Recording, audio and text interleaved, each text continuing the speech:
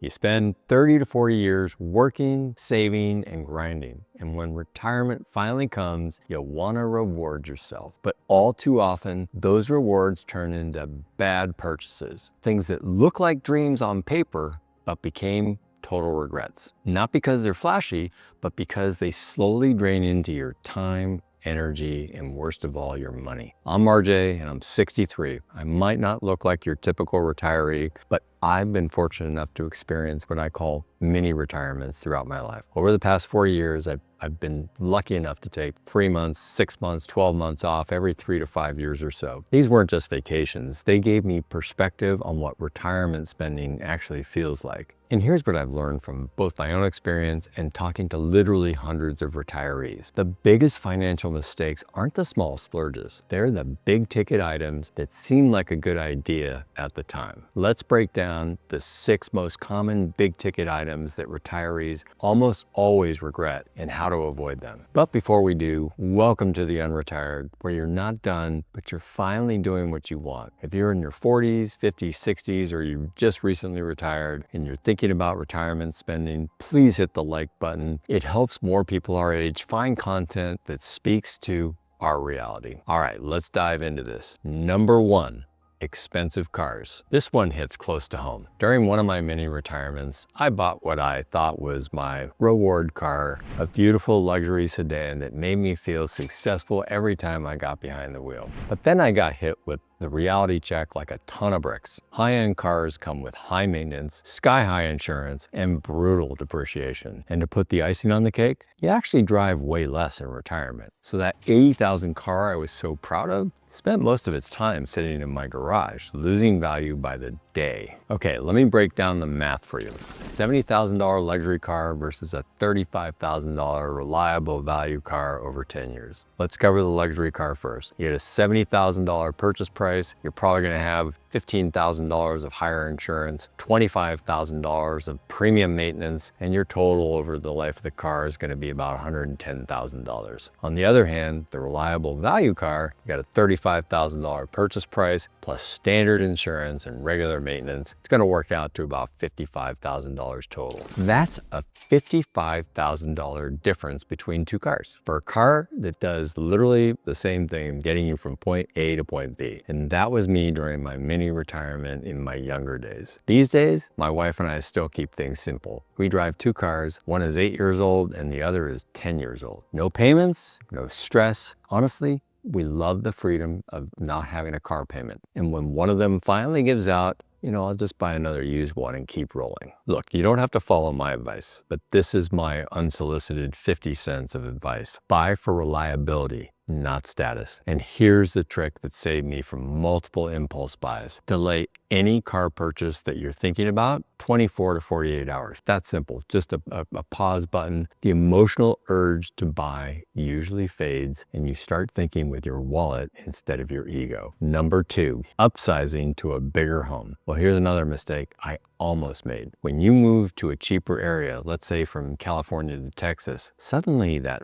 4,000 square foot house seems affordable compared to your old place. But bigger homes don't just cost more up front. They're basically financial vampires that keep sucking money out every month. You got higher utility bills because you're heating and cooling in more space. You got higher property taxes, more maintenance. And here's what nobody warned you about. The mental load increases with every single increase in square foot. I have a friend who moved from an 1,800 square foot condo to a 3,500 square foot house in retirement. 6 months later, he told me, I spend more time maintaining this place than I ever did working. So before you buy, run a total cost of ownership analysis. And that includes utilities, property tax, maintenance, and most importantly, your time. And if you're moving to a new area, here's the smartest move. Instead of buying, just rent somewhere for 6 to 12 months. That way you can test the lifestyle, learn the area before you commit to a purchase price and a mortgage. The third regret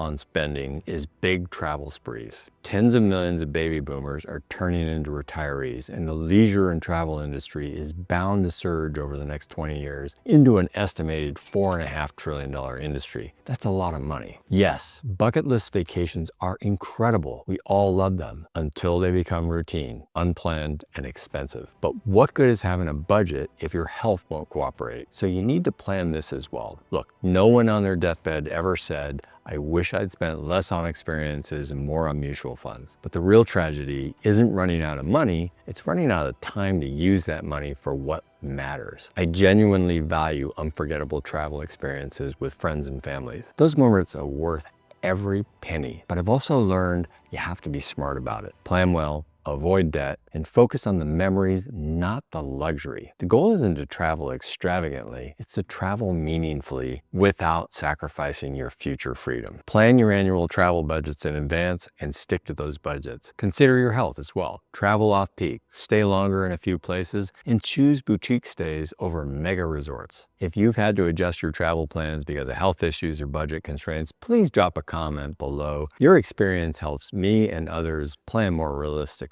All right, let's get back into the list. The fourth spending regret: lavish gifting to children and grandchildren. This one starts innocently enough. You got birthdays, holidays, graduations. Of course, you want to be the generous grandparent or parent, but it quickly becomes a routine of overgiving that starts draining your retirement savings almost as quickly as you blink. This might be uncomfortable, but the truth is it generates unspoken expectations. Your kids and your grandkids, they start expecting it. And what began as generosity becomes entitlement, and you accidentally created dependency instead of building character in the ones you love. Now, I'm not saying to quit gifting anything. What I am saying is there's a limit to a reasonable amount and frequency. During my corporate years, I watched colleagues give their adult children down payments, pay off student loans, fund vacations, all while raiding their 401ks to do it. This intention was beautiful, but the execution was financially devastating. So what I suggest is to shift from material gifts to experience-based memories. Take them to a dinner, plan trips together, spend quality time. Set the annual gifting limit and stick to it religiously. Remember, you can't retire twice, but they still can build their own financial independence. Number 5, routine cash gifts to family. This is different than occasional gift giving. This is becoming the family bank. Your adult daughter needs help with her mortgage. Your son's business is struggling. Before you know it, you're financially supporting grown adults on your fixed income. I've literally seen this pattern destroy retirement plans. Short-term generosity creates a long-term dependency, and suddenly you're working longer and cutting your own lifestyle to support theirs. Retirees usually overestimate how long their retirement funds are actually going to last. We're living longer, healthcare costs are rising, and inflation doesn't stop just because you retired. So, help your family with knowledge, not just money. Teach them budgeting, investing, and career planning. It goes to the old adage, give them fish and they will eat for a day. Teach them how to fish and they will eat every day for the rest of their lives. I forgot how the quote really goes, but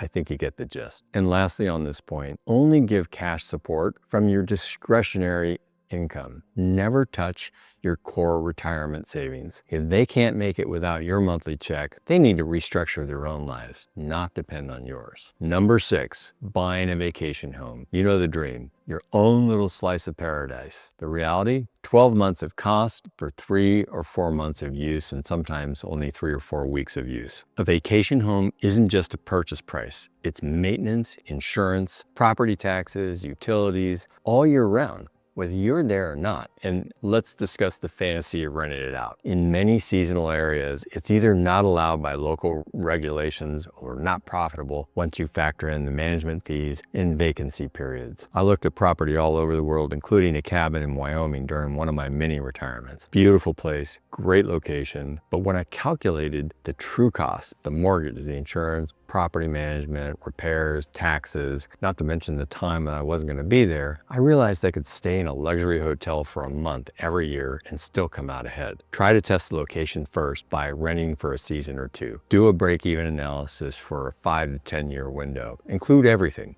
maintenance, taxes, insurance, lost investment returns on that down payment. If you can't rent it out consistently and don't plan to live there 6+ months a year, rent instead of buying. And there's one more downside to owning a second home or vacation property. It creates an unspoken obligation. You kind of feel like you have to go there at least once, if not multiple times a year, just to justify your cost and the investment that you made. At this stage of my life, I value my freedom and the variety of choice. I still revisit my favorite places, but I like staying in different parts of town or exploring nearby areas that I haven't seen before. Because I don't own a second home, I'm not tied down. I can go anywhere, anytime, and that kind of flexibility is worth more to me than a set of house keys. We're gonna wrap up the 6 big regrets in retirement spending, but before we do, if you find videos like this valuable, straight talk, the truth, as well as information, please like and subscribe. We have new videos for you every week here at the UnRetired.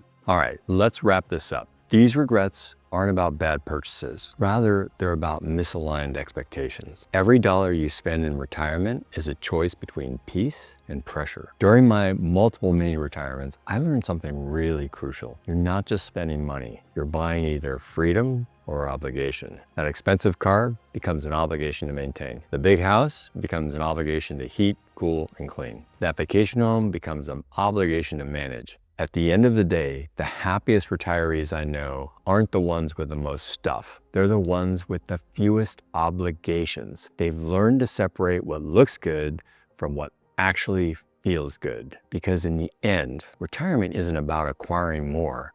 It's about choosing less, but making sure that it's the right less.